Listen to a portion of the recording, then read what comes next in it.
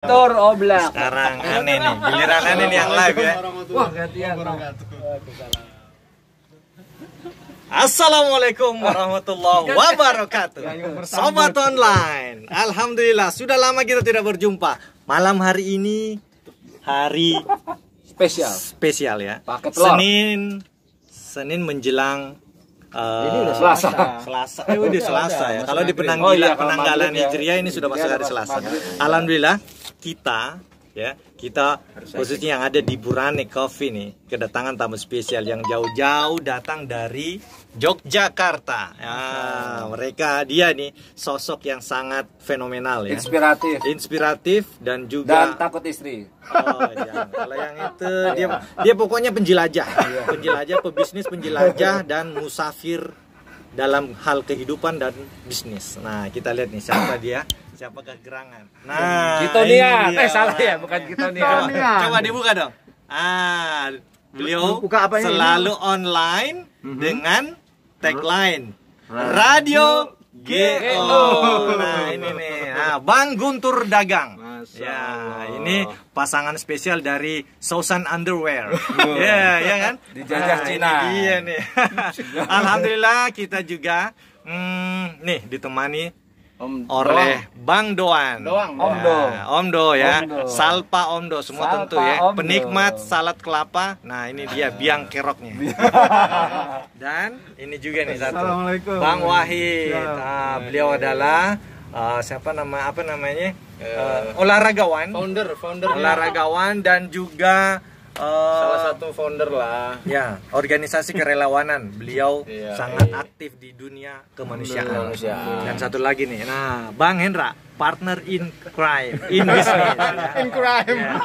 Man behind Burane 456. Ini dia orangnya ya.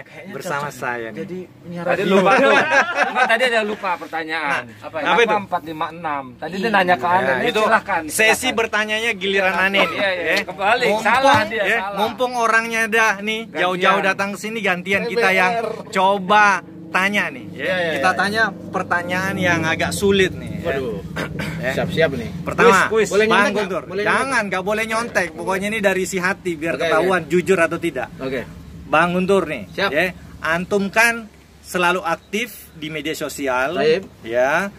Kita juga semua melihat antum aktif baik di dalam hal dunia bisnis maupun jalan-jalan, dunia kuliner jalan-jalan dan juga tentu persahabatan yang kita lihat seperti itu ya, antum ke mana-mana. Nah, motivasi antum sebenarnya apa sih keliling-keliling, kadang ke Jakarta, kadang di Jogja, kadang ke Malang, kemana-mana gitu? Apakah murni itu dagang atau pencitraan?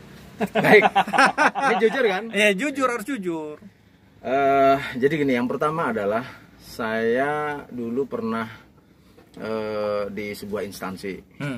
Mungkin teman-teman juga masih ada yang di instansi, masih terikat istilahnya apa ya? Sales absen ya? Apa sih namanya?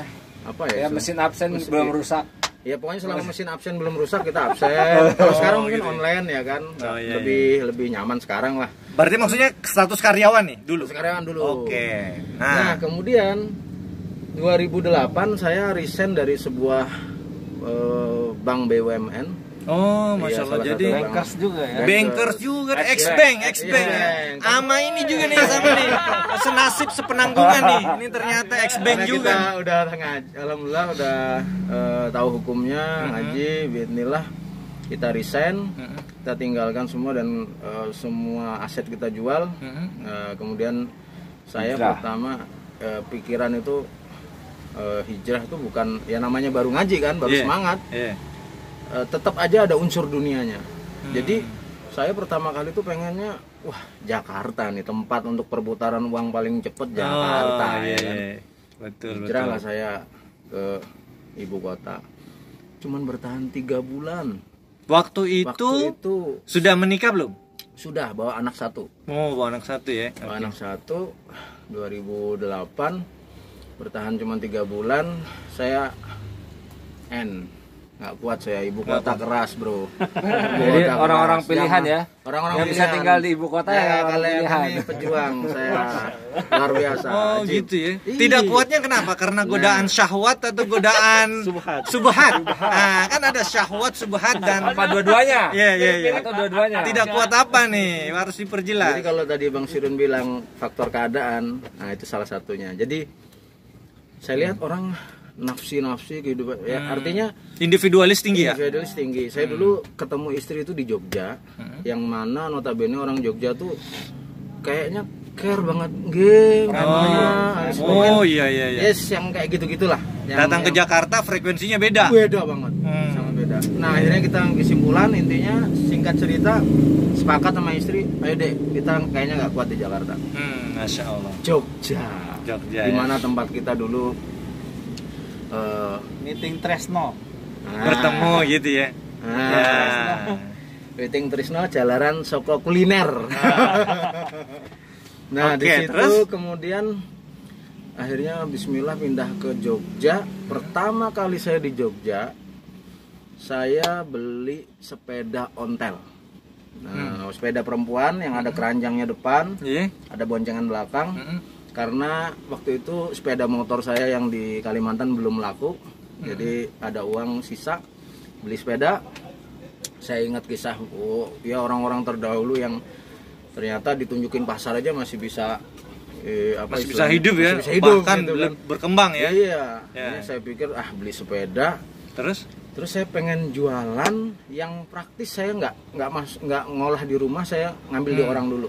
oke. Pergilah saya ke pasar Ngipik namanya waktu itu, kalau orang Jogja tahu semua. Terus? Pasar Ngipik di Batu Retno. Nah itu dengan sepeda, saya lihat ada pedagang pukis yang dia itu cepet, simpel. Iya, betul.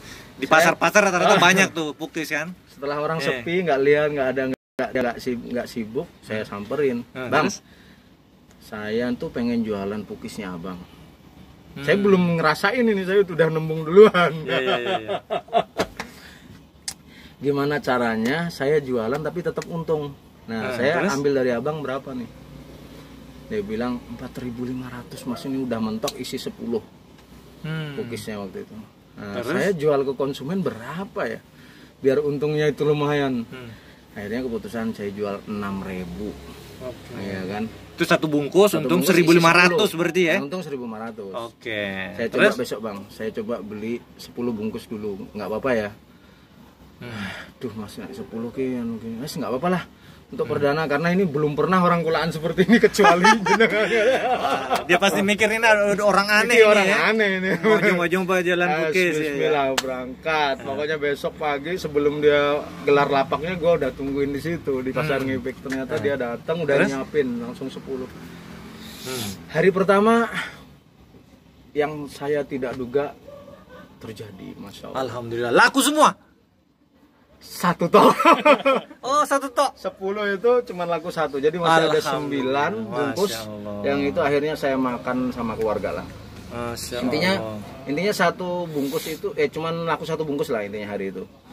Saya berpikir lagi, kenapa ya? Kenapa kok apa kayaknya saya masuk ke perumahan-perumahan gitu kok orang tuh kayak belum apa ya? Belum tertarik untuk beli. Belum tertarik untuk beli. Wah, nggak teriak kali. Kan biasanya orang kalau di komplek-komplek teriak. Saya udah teriak. Oh, udah teriak ya? Kue pukis gitu. Tapi Nah. apa yang membuat gitu kan PR kan. Iya. Terus Hari itu siangnya, sorenya saya ke toko sepeda. Pokoknya nggak tahu kenapa saya punya ide pengen kayak paman pentol yang ngong. Saya beli. Ada bunyi-bunyi khas. Nah, saya beli trompet yang ngong. Pokoknya bismillah. Masya Allah. Terus ya itu karena faktor keadaan. Kepepet. The power of kepepet. Ada kepepet, the power of kepepet. Terus lanjut nih, seru nih. Besoknya, alhamdulillah hari kedua itu ada peningkatan teman-teman. Nah, Laku 2. Masya Allah, perjuangan ya. Kemarin laku 1, Iya, laku 2. besoknya laku 2. Tapi lumayan. ya itulah, kadang batu saja yang keras kalau kena air terus lubang kan. Nah, Itu perumahan itu pokoknya saya udah tak lewatin terus. Sampai kemudian berjalan seminggu 2 minggu, akhirnya saya punya pelanggan Dari bawa 10 saya sampai bawa 20, bawa 50 bungkus. Masya Allah. Alhamdulillah. Itu karena konsisten Bang ya. Konsisten. Karena Jalurnya istiqomah. masih itu terus. Itu terus ya? Jalurnya itu terus sampai ada temen tuh sales ketemu gitu ya. Kayaknya kok kamu jalur sini terus? Kalau kemarin kemana? Kesini tak bilang. Oh, kalau saya jalur sana saya harus ganti gini-gini. Enggak, saya tetap jalan itu terus. Intinya pulang tuh rata-rata jam 9, jam 10 pagi tuh saya udah pulang. Oh, udah laku semua tuh? Udah, ya nggak semua, masih ada sisa kadang. Tapi alhamdulillah itu bisa buat kehidupan berjalan, ya itu tadi bertahan, bisa buat bertahan.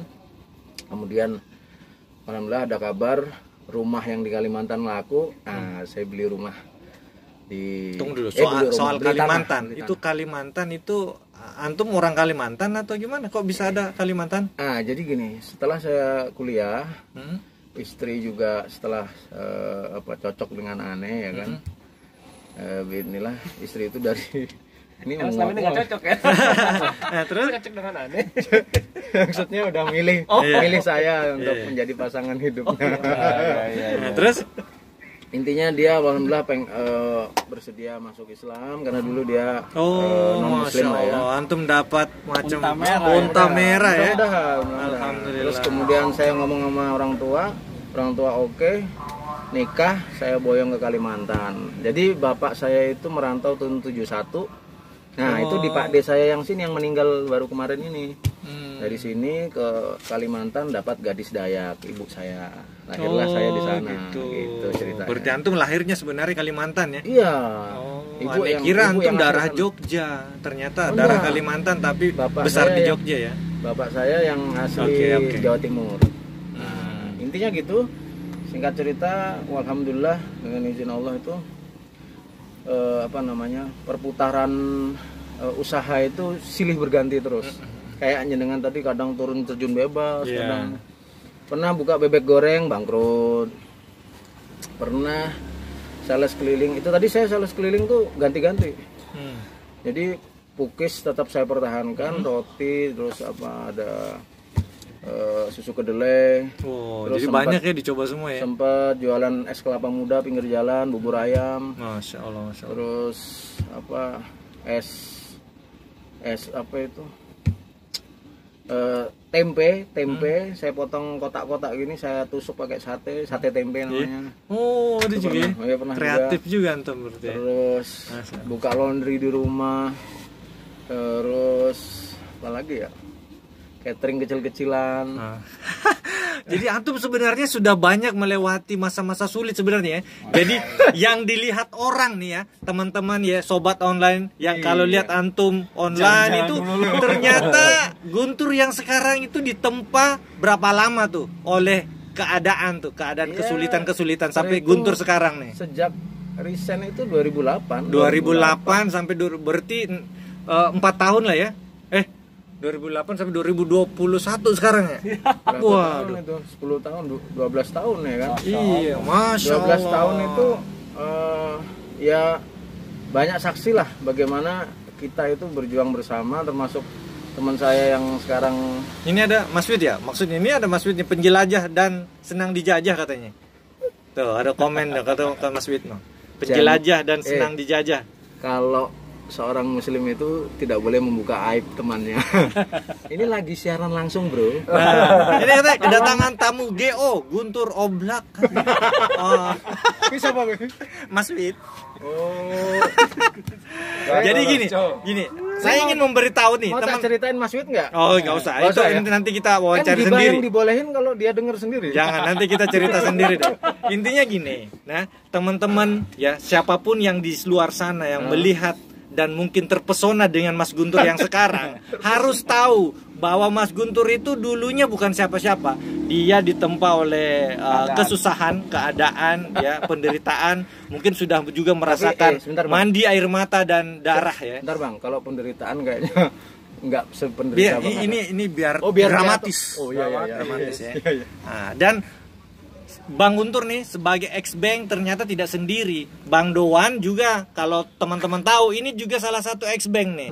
Dan kisah mereka 11-12 ya. Kalau bicara kisah keterpurukan ya, kisah kesulitan hidup, ini dua-duanya kayaknya bisa menjadi sebuah sinetron yang menjadi 100 episode kayaknya ini. Jadi habis-habis. Ya habis-habis ya. Tapi kita sepakat ya, Dok. Gimana nih? Masih kasihan teman kita yang nonton ini. Nah, siapa? Mas Wid. Dia lebih terpuruk. Oh, dia S-Bank juga? Bukan. Terpuruknya kenapa? Karena dia dijajah Sunda. Nah, kalau kita dijajah orang luar. Ya masih luar mending Jawa, ya. masih mending. Di Sumatera. Dijajah Padang berat. Ini dijajah Cina. Itu Sunda, masih satu wilayah Pulau Jawa. Masya Allah. Jadi sobat online, mereka ini adalah teman-teman yang selalu terbuka, selalu ingin berbagi cerita, kesenangan-kesenangan supaya apa? Setidaknya kita bisa melewati hidup bersama-sama. Jangan merasakan kesedihan. Jangan sedih-sedih mulu ya, walaupun kondisi semuanya kayak seperti ini memprihatinkan ya, setidaknya senyum-senyuman bisa memberikan warna yang lain. Saya ingat satu pesan salah seorang ustadz. Ketika waktu itu ketika masa sulit, dia bilang gini.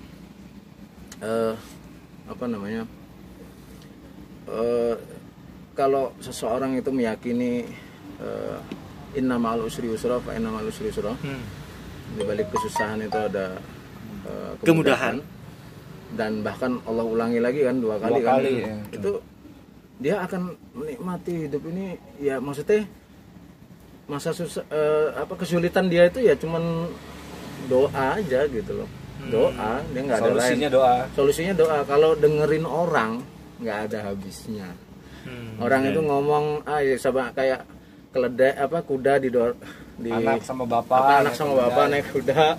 Dia bilang kasihan kudanya dizolimi ya kan. Nah, terus ternyata lewat lagi gantian bapaknya yang nuntun kudanya.